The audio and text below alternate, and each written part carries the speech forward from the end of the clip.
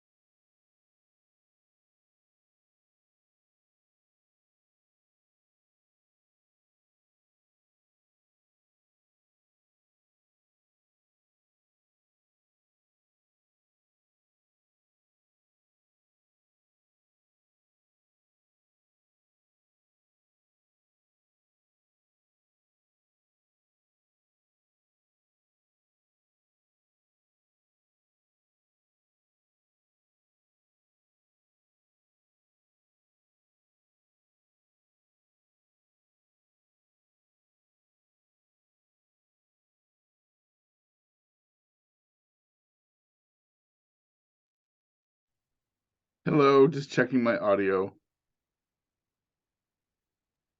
Hello, can you hear us? Yes, I can, and thank you. Great. Yep. We can hear you well too. Don't tell Kevin we have snacks.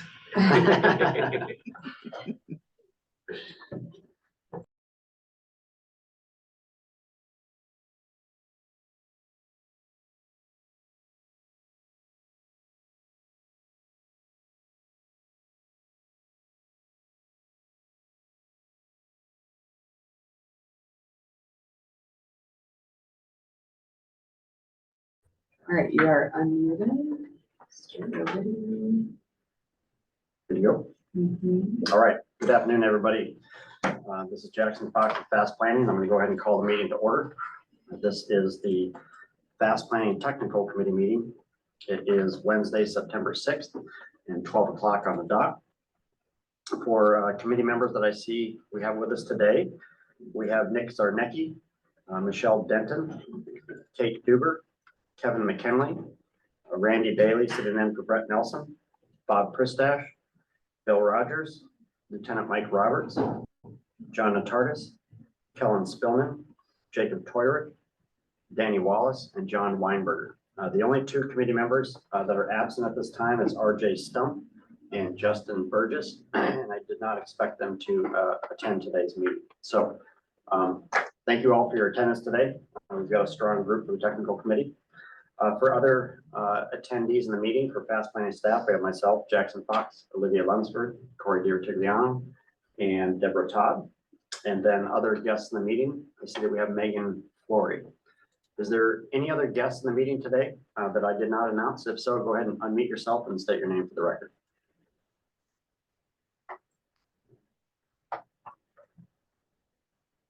All right, hearing no one else, that's what we have with us today. Let's move on to approval of the September 6th, 2023 meeting agenda. Do I have a motion on the agenda? This is Michelle. I'll move to approve. Second. Thanks, Michelle. Is there a second? Second. Kevin McKinley. Okay, any changes to today's agenda?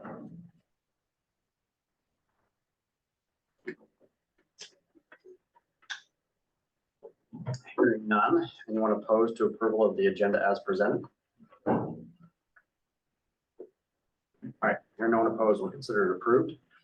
Moving on to the approval of the August 2nd, 2023 meeting minutes. Do I have a motion on the minutes? This is Michelle. I'll move to approve. Thank you, Michelle. Is there a second? Second. Thanks, Kevin. Any edits to the minutes?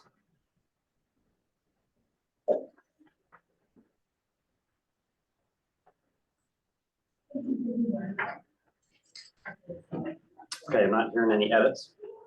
Anyone opposed to approval of the August 2nd, 2023 meeting minutes as presented?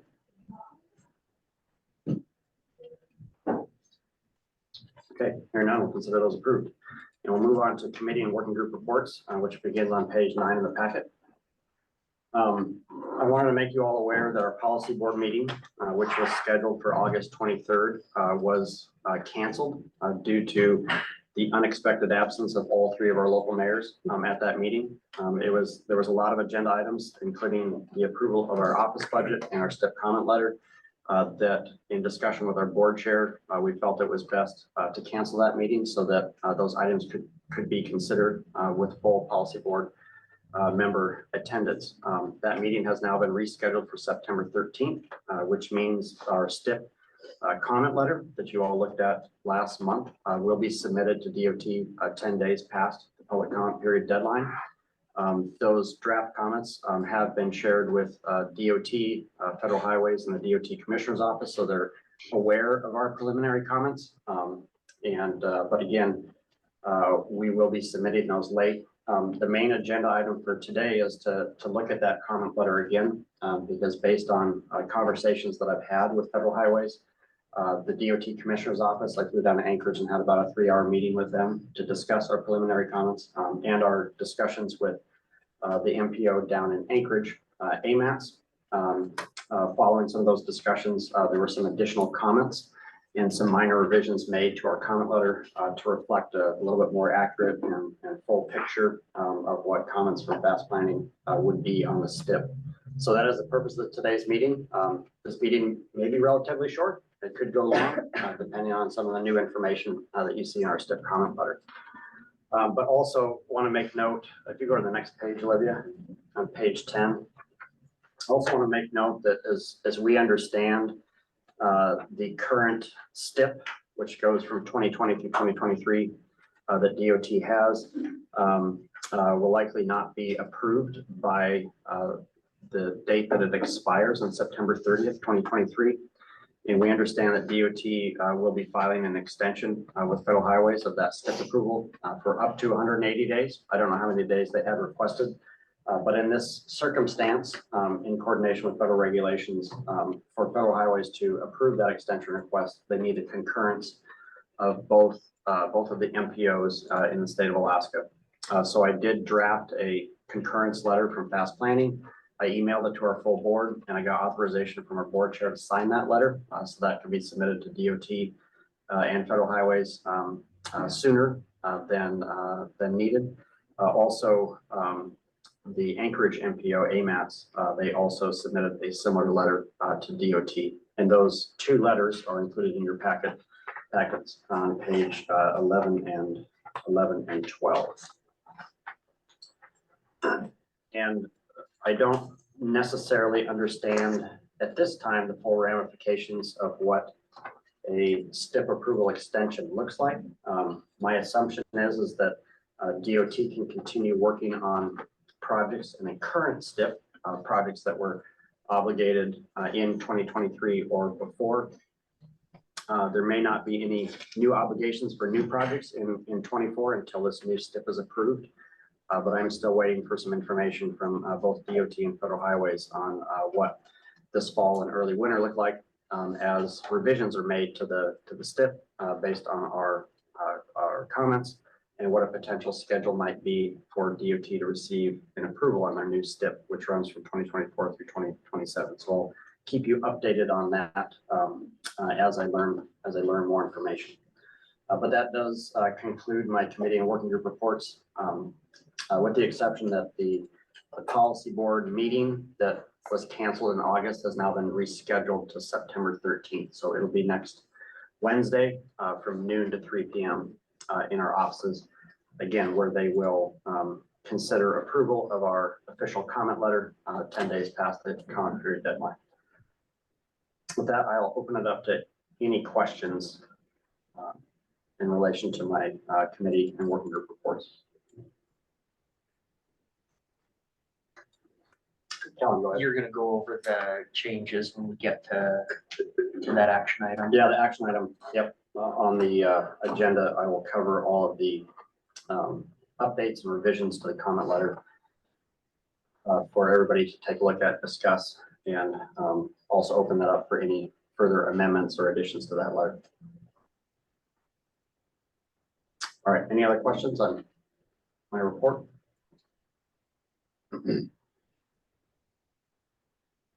Okay, seeing none, we'll move on to our public comment period. Is there any member of the public that wishes to provide testimony today on anything not listed as an action item on the agenda? If so, you can go ahead and unmute yourself, state your name for the record, and proceed with your testimony.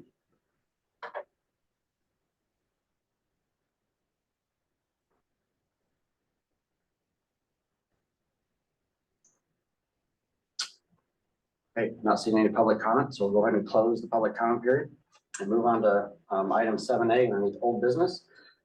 Revised comments on the federal fiscal year 2024 through 2027 statewide transportation improvement program from Fast Planning.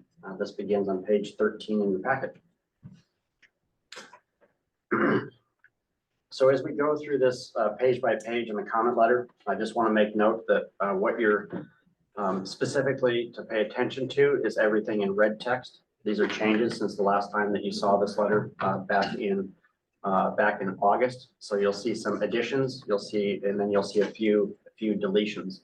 On this first page, page 13, I'm simply changing the date of our next policy board meeting, assuming that this letter will be approved next Wednesday. And then on the next page, page 14, there are a series of 3 new comments on this page.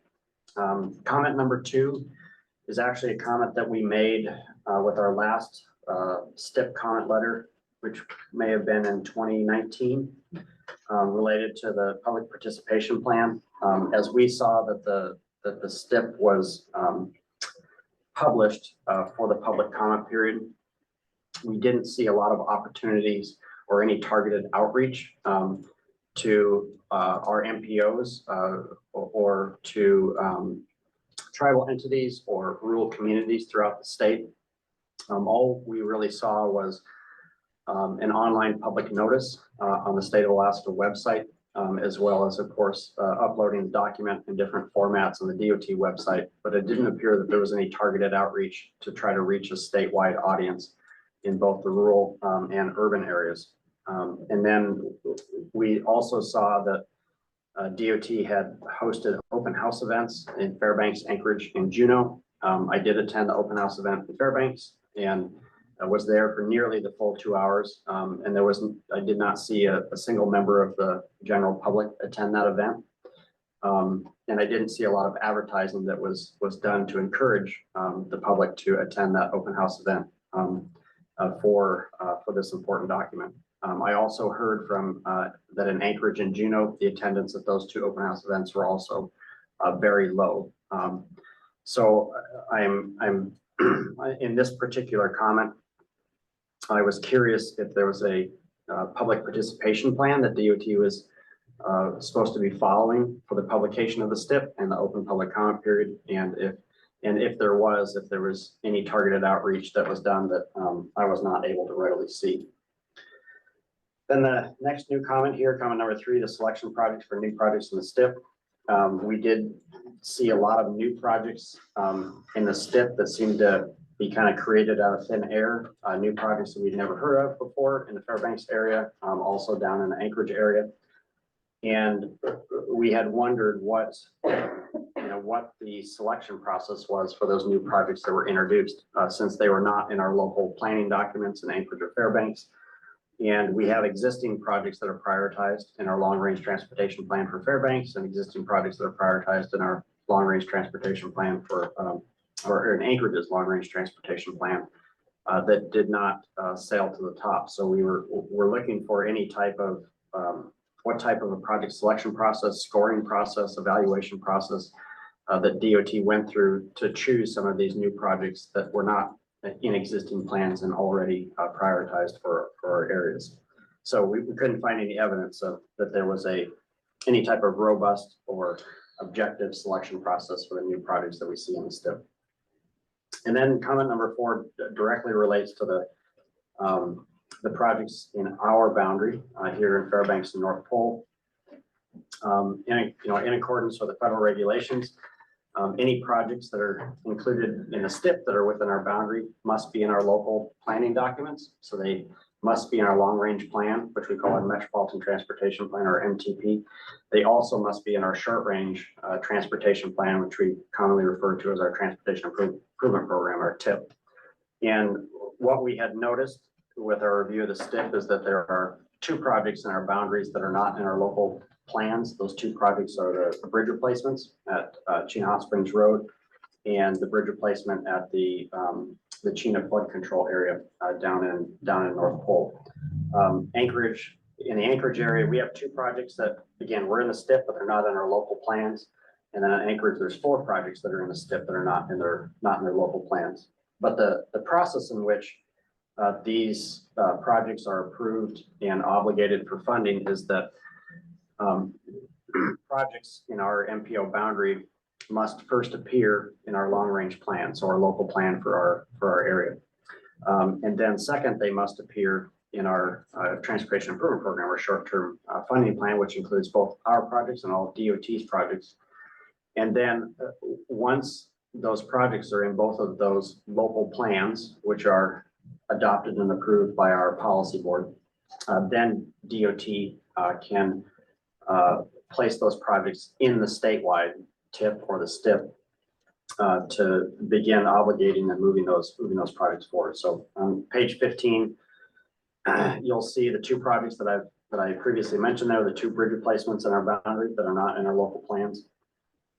And I added some additional, the next couple of paragraphs after the listing of those two projects shows how that, over this past fall and winter, we were actively developing our new long-range transportation plan and our new short-range transportation improvement program.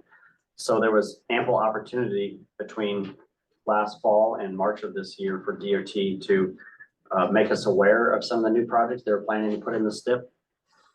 But they did not, they didn't share that information with us during that planning process or request that their projects be included in our plans. I first learned about these bridge replacement projects with the press release that DOT issued on February 15th. This was after we had finalized those plans, but it was before our policy board adopted those plans. So there was still about a month's worth of time following that press release for us to consider amending those plans to include these specific projects before the documents were adopted, but there was no call to action by DOT to include those projects in our plans. So what needs to occur for those two bridge replacements to move forward would be an amendment to our long-range plan and our short-range plan.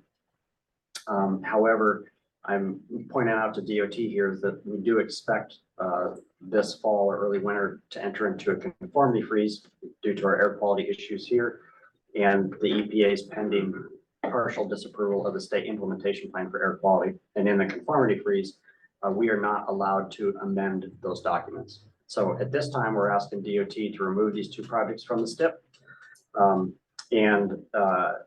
But we've also provided the opportunity, should they ask us to try to do an amendment to our long and short range plans, then we would begin working on that and try to work through that as quickly as possible.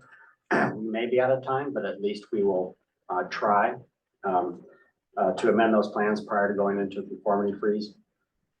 But at this time, the request from DOT for those plan amendments has not been made officially to pass planning. So we're still waiting for their response on this particular item. But this comment letter kind of memorializes the situation that we're in Fairbanks. And later I'll share with you the comment letter from the Anchorage MPO AMATS, which has a similar comment but related to 4 projects in their area. All right, comment number 5 on the bottom. This is a new one. This relates to one of those bridge replacement projects. I'm one of the committee members on the Transportation Advisory Committee for the Orhall operation from Tetlin up to Fort Knox. And at the July 26th and August 3rd meetings of that committee, the state bridge engineers had indicated that this particular bridge that DOT intends to replace, with the Orhall trucks driving over that bridge can withstand that load if they drop the weight of the Orhall trucks by just 1%. So this comment questions the need to actually replace that bridge. If DOT is simply asking Kinross and Black Gold Express to drop their weight by 1% before driving over that bridge. Also, looking at the STIP for this bridge replacement project, there's $31 million set aside for it. And the funding source is National Highway Freight Program funding. But when you look at the state DOT's freight plan, which they're required to have an update, I don't remember, it's every 4 years or 5 years. But the projects that DOT uses National Highway Freight Program funding on must be listed in their freight plan. And this particular bridge replacement project is not listed in their freight plan, which, based on my assessment, would make this project ineligible for the funding that they are proposing. So that, and then I provide on the next page, I provide a link to that freight investment plan and their list of projects in that plan. So that freight plan, if they were going to use this funding, would need to be amended to include that particular project. So anyways, there's a couple issues with that, couple issues there captured in that one comment related to that one project. And then new comment number 6, financial summary. There was no financial summary demonstrating fiscal constraint provided for the STIP. Just kind of doing simple math, the state gets about $700 million per year in federal highway funds. And in the STIP, there's about $6 billion worth of projects. And some of the funding sources aren't listed, but it appears, and you can't see, there's no summary tables or funding totals for each funding category, but it appears that the STIP is way over programmed for the amount of federal highway funding revenue that the state is expected to receive. And in coordination with federal regulations, a financial summary does have to be provided to federal highways to demonstrate that fiscal constraint. But I think that that's something that would be very important for the public and all of our local agencies to see as well. As we prepare our short range funding plan for the Fairbanks and North Pole area, with every administrative modification, amendment, and even the original document, we have to continually demonstrate fiscal constraint, and that is demonstrated in the documents that we share with the public during our open public comment period. So it's a request there to have a little bit more transparency on their funding totals. And then comment number 7 relates to performance measures. This was a comment made by Federal Highways and the Federal Transit Administration to fast planning on our latest long-range plan and our short-range funding plan, that all of the projects that we have or that are to be considered for funding or in our prioritized list have to have a direct link to the performance measures that we state each year that we will support the state's performance measures. But the STIP also needs to demonstrate how the projects that were selected for funding also meet the intent of those performance measures and the targets set by the state.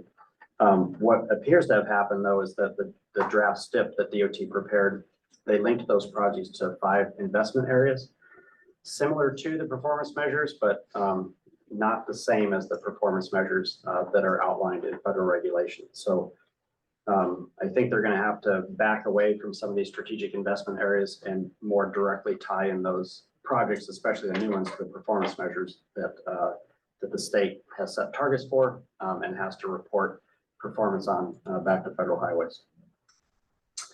All right, and then the next addition relates to the comment on the bottom, number 9, the investment on the Sterling and Seward highways. On the next page, page 17, you'll see I've added some additional language as well as a screenshot of one of the press releases that DOT issued.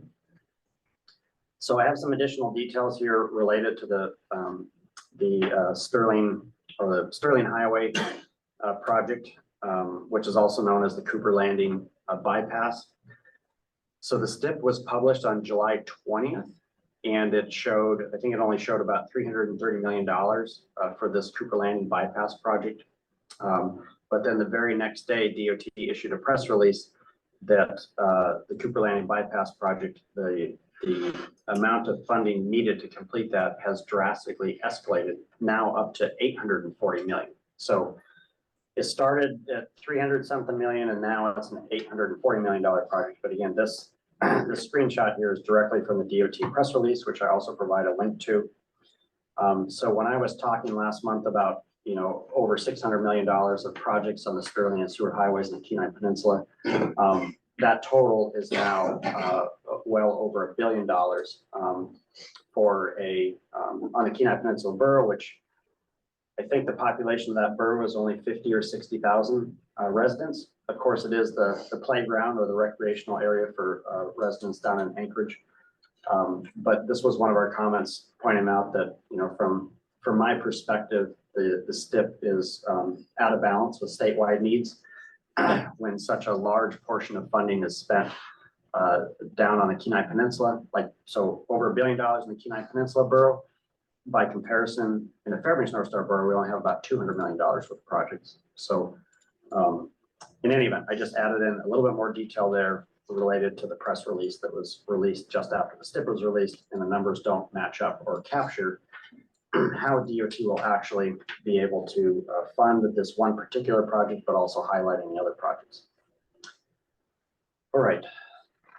And that map of those projects is on page 18. So you can see that, and you can also see the graph that's provided on the DOT website of the amount of federal highway funding being spent in each of the boroughs in the state, and boroughs and census areas. And you can see how the Kenai Peninsula Borough is receiving a drastic share of the federal highway funding that's available for statewide use. All right, page 19, the next page, the Tustamina vessel replacement. I'm deleting this comment out of our comment letter.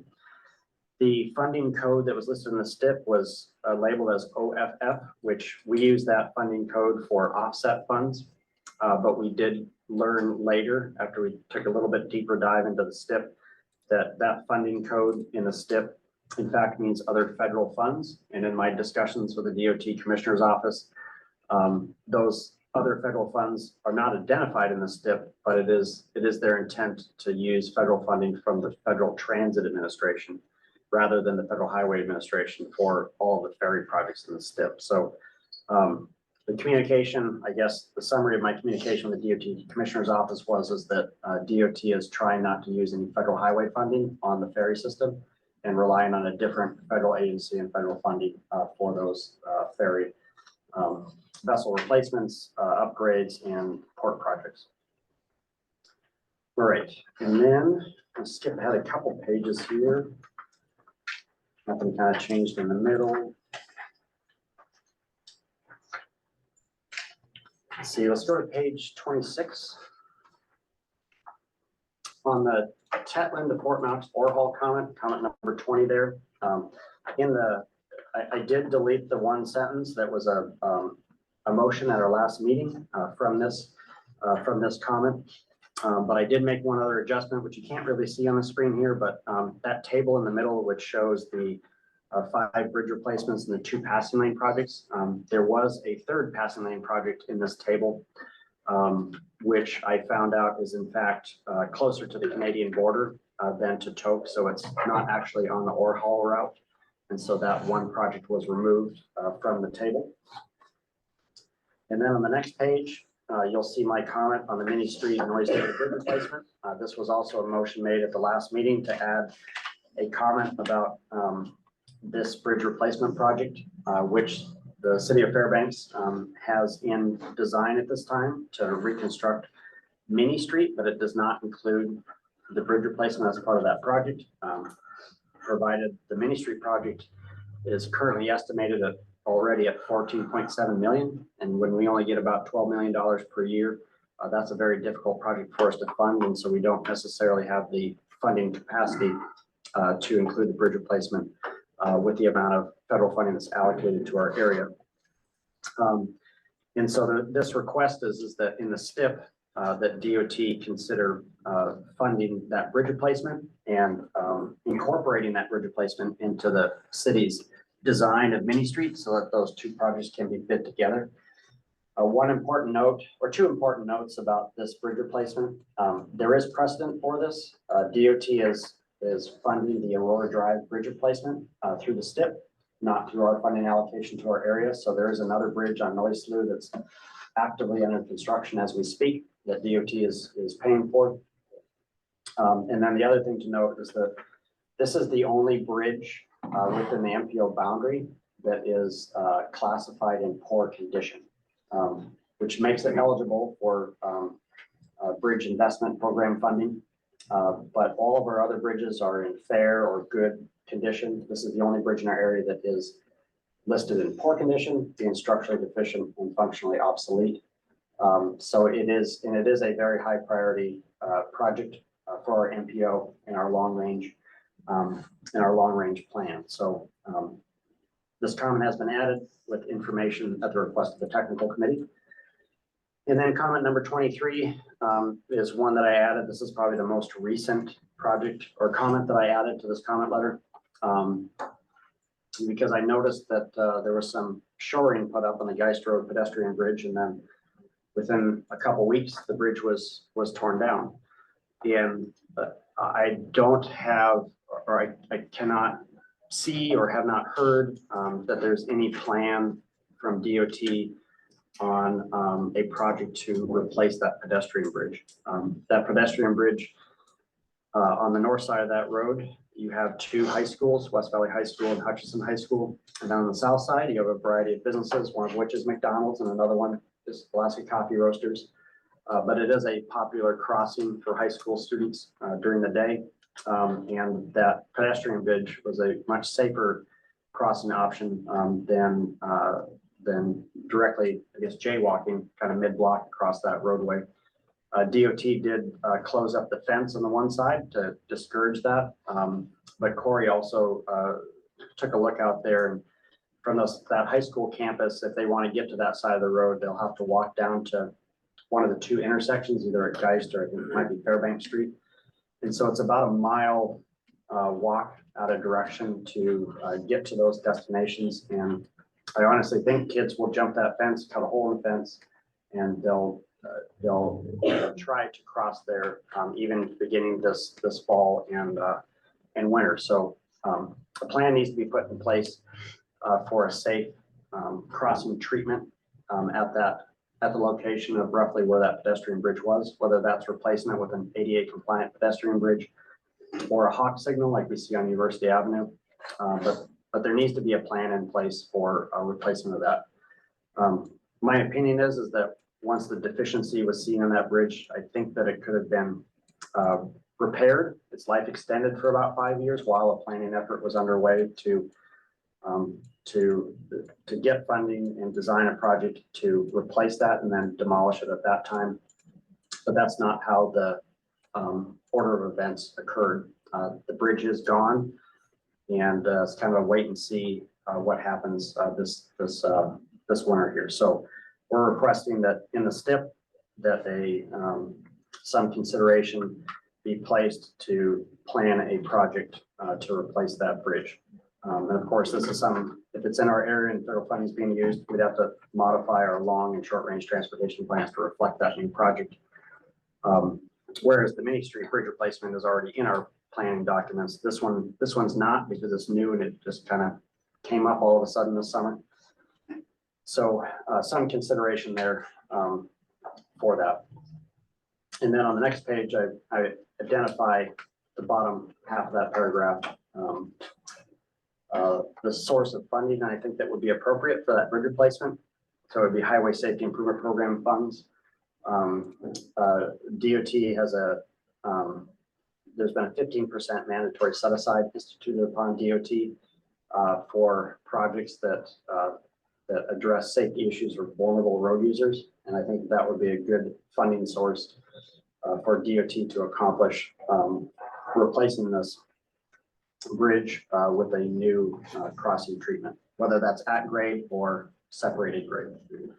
And then the last change I did here is that on this comment letter, we don't commonly copy our federal partners on our comment letters to DOT on their planning documents. But I have been in communication with Federal Highways on some of our preliminary comments, and felt it was appropriate, since they're aware of our comments, that they also receive a copy of our final comment letter. And then just for informational purposes in the packet, beginning on page 29, you can see a copy of the final comment letter from the Anchorage MPO. And then, yeah, on this page, page 31, you'll see the list of 4 projects that were included in the STIP that were not in their local plans down in Anchorage.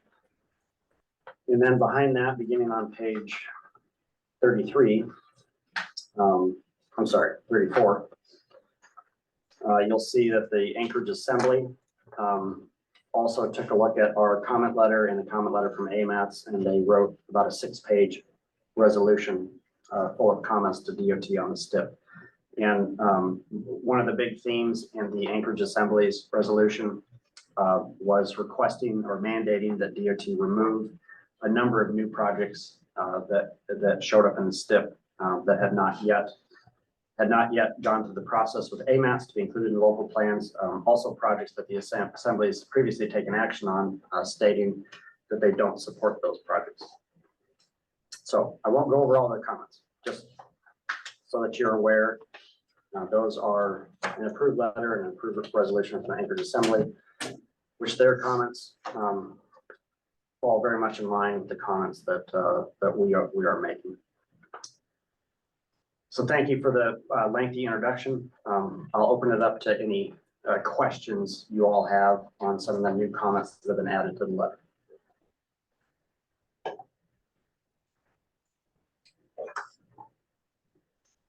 Danny, go ahead. Hi, I think the only thing I have is in your response, if DOT does remove some of those projects from the STIP, does that put FAST at a disadvantage? I mean, I understand the reasoning behind it, but do any of the recommendations as far as removals from the STIP, does that put us at a disadvantage for funding or for construction timelines? Not for that. It does very much put us in, for lack of a better word, put us in a very awkward situation. Where the two projects that we're asking DOT to remove are directly related to and directly support the ore haul from Tetland to Fort Knox. And if DOT asks us to do an amendment to our local plans, the primary purpose and need of that amendment will be to include projects that support the ore haul. And our policy board today has been very clear that as an MPO, we are not supporting the ore haul, but we're also not opposing the ore haul. But it will make the appearance to the general public that we are doing an amendment to include projects that specifically support the ore haul. So it will make the appearance that the MPO supports the ore haul. And our policy board members are very nervous about the public backlash that may occur if we go through that amendment process with that singular purpose and need of including projects that support the ore haul. So unfortunately, that's the situation that we're in, but we have not yet received the official request from DOT to move forward on those plan amendments. So it's that will be a political decision, and we will follow the orders that have been given to us. But no orders have been given yet on that. Okay, thank you. All right, any other questions? Yeah, Kellen, go ahead. One question, it's in relation to what you have as number 5 on the list. The Richardson Highway, essentially Cheetah River Bridge replacement. Yep. Excuse me. I don't know a lot about this project, but oftentimes, like you did with the Mini Street project, the term that I've heard the most is structurally deficient. Yep. Is this bridge structurally deficient? No. It's not. Nope. This bridge and the Chino Hot Springs Bridge, neither one of those are structurally deficient. They Okay. just simply cannot withhold the weight of a 165,000 pound double trailer or haul truck. But they're not structurally deficient. Which bridge? Which bridge is this? The one we're talking about is the flood control bridge. Okay, should that be titled Chino Lakes Bridge instead of Chino River? Oh, it says northbound Chino Bridge replacement. That's the official name in the STIP. Because it is a diversion for the Chino River to the Tanana River. If it's for the entire region, shouldn't northbound and southbound both be repaired to this?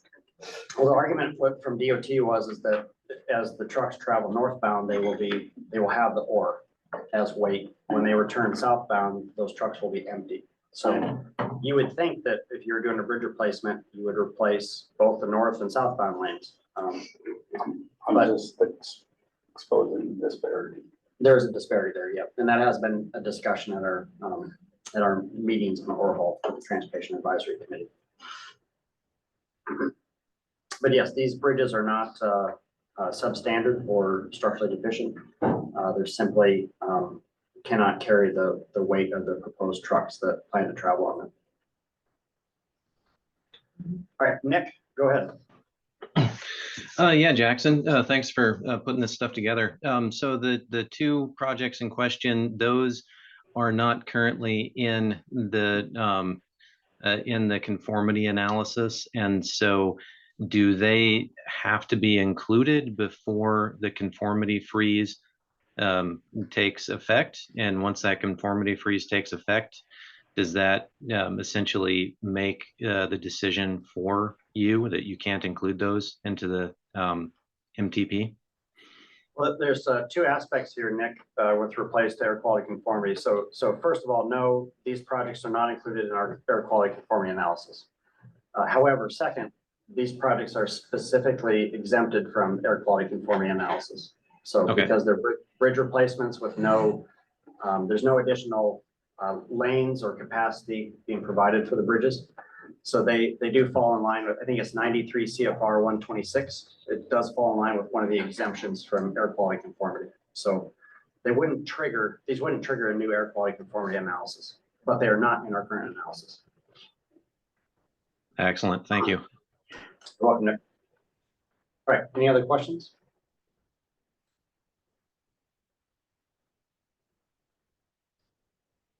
All right, seeing none, is there any public comment on our STIP comment letter?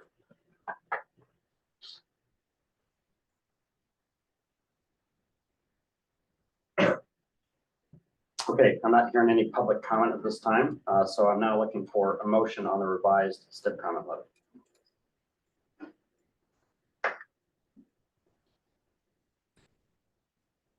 Go ahead, Kellen. I'll move to approve. Okay. I move to recommend approval to the policy board. All right, thank you, Kellen. Is there a second? This is Jacob, Michelle, second. Jacob raised his hand in the room here, so we'll give it to him. Okay, discussion on the letter or any amendments to the letter.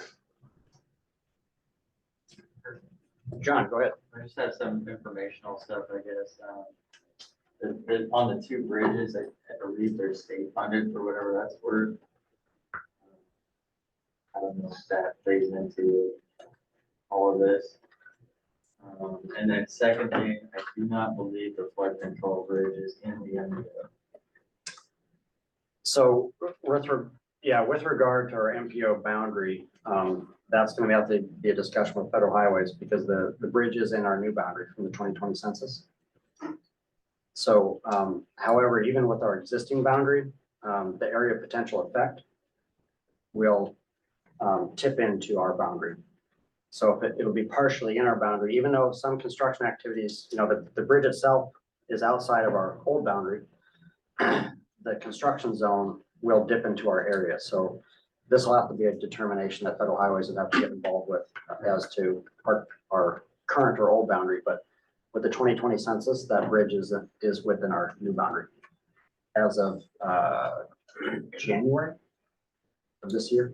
Okay, so, But I'll have to check the funding source. When I looked at the STIP, it appeared to be National Highway Performance Program dollars put on those two bridge replacements. Actually, I think maybe later in the packet I have it. right. Yeah, it may have been started with state funds and seeking other funds. Yeah, these two bridge replacements are National Highway Performance Program dollars and National Highway Freight Program dollars. So the bulk of the construction funding is federal. Even though they may have been started with state, I wasn't aware of that. Yes, they weren't started with state funds. And Okay. so the new boundary then captures the bridges. And all of Eielson Air Force Base, it goes that far south. Yep. Is that, I guess, do we have that new map stuff yet? It's supposed to be released next month. Yeah. We're doing our boundary adjustment to the map provided by the Census Bureau. Yeah, okay, continuing in regards to 23. Everything you say in there is pretty good. We are developing SSCs for a new overpass or scope schedule estimates for a new overpass or for a hawk option. A hawk is like what they have on University, with like a median in the middle for refuge. And then we are seeking that vulnerable road BRU funding as well Oh, fantastic. Okay, for great. HSIP, but I believe that we may only get that for a hawk, probably not for an overpass. Okay. So everything in there looks fine. And then in regards to number 21, the PEGR, we've not formally requested it in the STIP yet, but we're talking about it with program development to try to figure out what kind of funding we use for that. Okay. For the PEGR corridor study. All right, appreciate that. Those are good updates. Okay, thank you. Kellen? I did wanna, I'm glad that Mr. Nardis brought this up, project 23, Geist Road pedestrian bridge replacement. I did just want to offer an amendment to that. I'll explain my amendment a little bit first and then make it. Okay. It's been a couple of years since I did this. I did a pretty deep dive into at grade crossings versus separated grade crossings and a lot of the federal research to that. A lot of the research is pointing to at grade crossings are actually preferred with some of the new innovative crossing treatments like hawk beacons. Granted, you're not going to get hit by a car up on an overpass, but you actually have a really high non-compliance rate, especially at locations like this with schools, i.e. kids don't want to go up, over and back down if they can just cut across. And then there's a lot of actually safety and security concerns of folks hiding in the bridge kind of thing. So my amendment would be project number 23, change the comments to reflect, quote, an overpass or other crossing treatment such as a hawk beacon.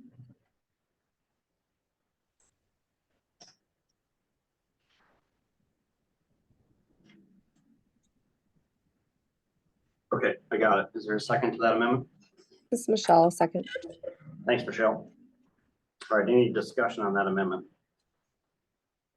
Yeah, where are you adding that? Anytime that there's reference to an overpass, that be changed to quote an overpass or other crossing treatments such as a hawk beacon. It's a suggestion. It's not a- Is there a more general name that doesn't cite a brand name to put in there? It's actually not a brand. It stands for high something activated. Help me out here. Well, if it's not a brand name, then it's okay. I'm just trying to It's an acronym. stay away It's a from tipping a hat. ASHTO term, I think. If High it's an intensity ASHTO, activated crosswalk. okay, if it's an ASHTO term, then it's fair. Yep. So trying to stay off of it. Yep, that's good. Tipping the hat to any one particular vendor. All right, any further discussion on that amendment? I'll just add. Go ahead, Kelly. My intention is to just broaden up the scope a little bit to allow DOT to consider some things like this. I know oftentimes if we have a very narrow scope, it's really all that can be considered as part of the project. So I'd like to maybe have these discussions if or when this would get funded. And it sounds like you are estimating those two different alternatives. Go ahead, John. I would say instead of like hawk, I would say overpass or at grade crossing to cover everything. We're not dialed into just the hawk. My amendment did say crossing treatments such as a hawk beacon. Yeah, such as, hawk was just an example. Be broad. I would still go with the more broader example. Traffic. Do you want to amend the amendment or Kellen, or I'm comfortable with the amendment how it is. you're comfortable with how it is? Wherever I write a document, the non-acronym gets put in first and then you repeat the acronym. I'll put it in there. I'll spell it out. In parentheses. Okay, any other discussion on Kellen's motion?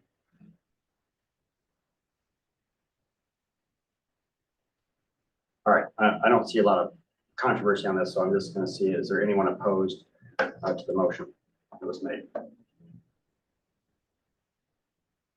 Okay, I'm not seeing anyone opposed.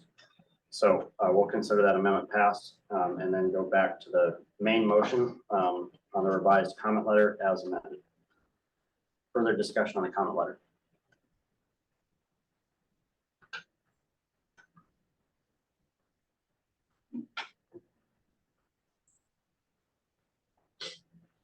Yeah, Kellen, go ahead. I'll just say, I think it's good. I think it's obviously incredibly thorough. Have we ever submitted a 16-page comment letter? So I think I support everything that's there. So I'm comfortable moving forward with this. Okay, thanks, Kellen.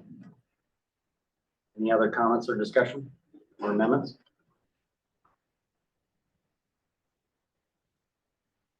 Okay, I'm not seeing anybody, so I'm gonna go ahead and call roll then on the motion as amended. to recommend the policy board to approve the STIP comment letter with the modifications to comment number 23. I'll start out with Nick, Yes.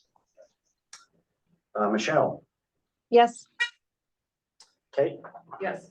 Kevin, Yes. Randy, Yes. Bob, Yes. Bill, Yes. Lieutenant Mike Roberts, Yes. John Natardis, Yes. Kellen, Yes. Jacob, Yes.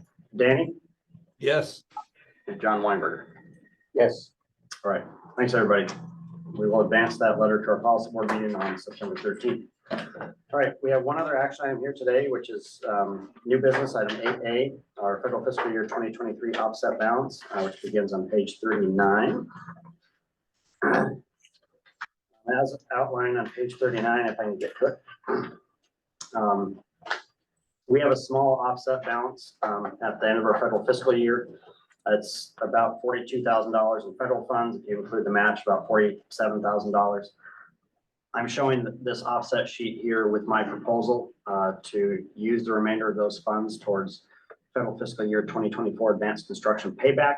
5 or more years ago, with our offset balance, we used to submit a letter to DOT to bank these funds to the next federal fiscal year.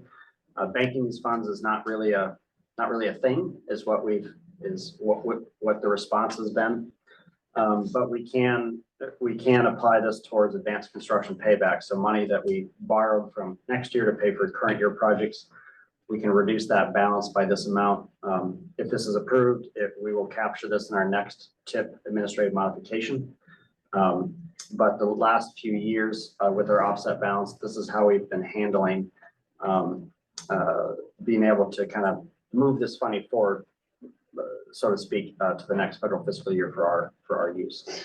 So this is my singular proposal for using the remainder of our offset balance since the window is closed for any authorizing any of these funds towards any current change orders. But I don't think we have much for change orders going into the new year in 2024. Any questions on this proposal?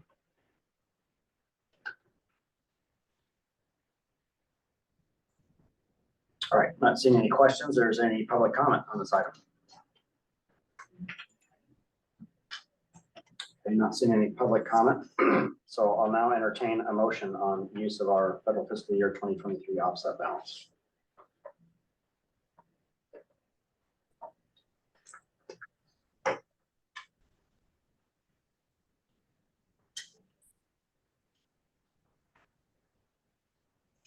Anyone want to make a motion?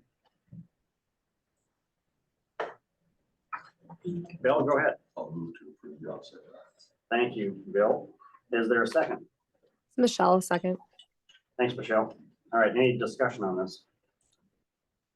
I just have one question. So Right. these are funds from next year, next federal fiscal year that we use to pay for a project this federal fiscal year. Correct. We're just paying down the debt essentially. Paying on the debt, yep. Okay.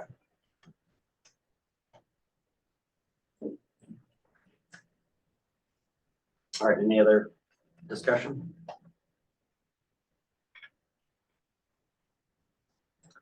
Okay, not hearing anyone.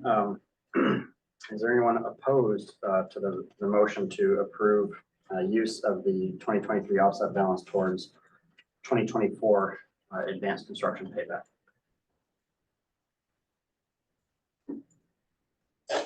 All right, seeing no one opposed, I'll consider that motion approved. And we'll advance that to our policy board meeting on September 13th. And we're now down to informational items. Olivia, could you give us a brief update on the metropolitan plan area boundary development? Sure. So we have been, we have formed a committee, and that includes, I want to try and share my screen. Show this one. We formed a committee, and that includes some representatives from Allison Air Force Base. We've got DOT planning, transportation planning with the community planning department, statistics assessing. And then these are just some additional names that we would like to rope in to the conversation eventually. We've had 3 meetings, and most recently we rounded out our list of stakeholders that we're going to be reaching out to about the boundary update process, and basically just checking in on urban development patterns and or residential development patterns specifically, and what a lot of these stakeholders foresee happening in the next several years. So we're gonna cross-reference data and then just boots on the ground knowledge. I've got almost all of the data that I need to begin doing the spatial analysis component of the boundary update, and it shouldn't be too long before we have some alternatives. And these are some of the survey questions that we drafted at yesterday's boundary update meeting that we'll be releasing to that list of stakeholders that you saw earlier, hopefully within the coming week. So that's kind of the update. And we did run through some pros and cons about expanding the boundary or keeping it. Right now it's set at kind of medium, but we went through pros and cons of expanding it or making it smaller and everything in between. And I'm looking forward to continuing this process. So our next meeting is not this coming Tuesday, but the one after, the 19th, I think. And that's my update. Thanks, Olivia. Any questions for Olivia on the boundary development update? Okay, not seeing any, so we'll move on to our last informational item, obligations and offsets, which begin on page 40. As you can see at the top of page 40, switch to 40 there. All of our federal highway funds for our surface transportation program, our planning funds, our transportation alternative program dollars, and have all been obligated to 100%. The 2 categories that are not fully obligated, the first one of which is carbon reduction program, which Randy Bailey had submitted to DOT a handful of new obligations that hopefully will get processed here this month or potentially next. But that's our air quality or our program for transportation projects that improve air quality. So those have been submitted, but we haven't seen the obligations occur yet.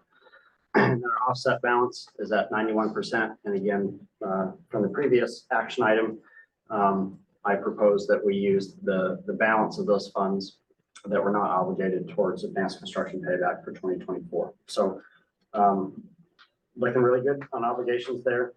And then page 42 shows you that offset list again with our one more page. Shows that offset list with our current balance, which I showed you the proposal in red to use that balance towards AC payback. And then page 43 is just our pending de-obligations for project closures, the list that we keep a monthly track of. And there's been no changes to that since last time you saw it. So are there any questions on obligations or offsets?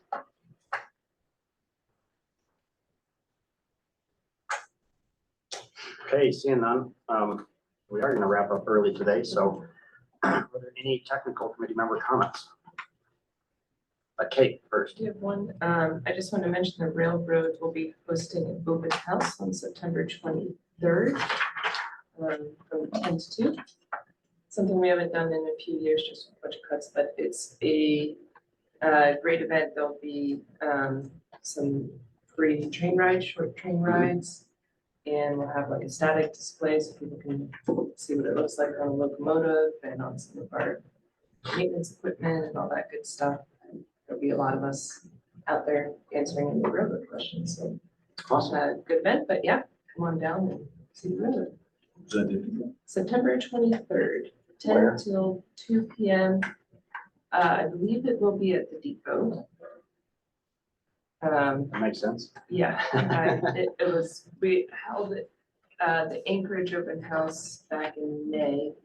And I think we had something like close to 10,000 people show up for that. Wow. They're popular events and everyone had a great time. But yeah, I would imagine it also be at the depot here. All right. So Fantastic. I'll be there. Could I get the time of that again? 10 a.m. till 2 p.m. And if it is similar to Anchorage, I suggest showing up earlier rather than later. At some people just barely make it on a train. All right, thanks, Kate. John, you're up next, then we'll get to Kellen. I sent Jackson those estimates. Yes. For the fast improvement program, so I assume a subcommittee meeting will be. My hope is today that I forward those out to our subcommittee and then send out a new doodle poll so that we can have a meeting here this month to discuss those estimates and individual local government priorities. So thank you for that. I was out of town when I received it and just getting my head above water now. So I will look at that this afternoon. Okay, but thank you, John. Appreciate you, all the work that you and Ethan put into those. And A lot more to go. yeah, so we will get out an email here shortly. All right, Kellen? Yeah, today is the final meeting of our road plan steering committee. We're having that 4 to 6 today. You heard me talk a lot about the road plan. We're expecting, if the committee approves it, we're expecting a final draft document that we could start taking through the approval process. So various boards and commissions of the borough, mainly the planning commission. But we would ask in the future, maybe the October meeting, possibly the November meeting, I'm not sure, to bring it through the fast planning committees for review and potentially recommendation for approval. So I'll just kind of tie it up by, this has been the most public involvement I've had with any planning effort ever. We had 5 different comment periods, drafts and comment periods. I think we had 4 different open houses. We sent 4 rounds of public mailers out, in addition to all the social media, PSAs, et cetera. And just, I think after you tally up all the comments we received on this thing, it's close to 2,000. Wow, that's fantastic. So, yeah, we, again, depending on what the steering committee does, I think we have a good product we feel good about and can start taking it through the approval process. Good. I'll be at that meeting tonight. Perfect. Go ahead, John. And one more, Alaska got a Piker pit stop, eat and greet is September 16th, 11 to 2. So if you want free food truck food and to learn about DOT projects. So it's pretty cool. When's the date again? September 16th, Saturday, 11 to 2. The family event. All right. 11 to 2. Got it. Thanks, John. All right, any other technical committee member comments?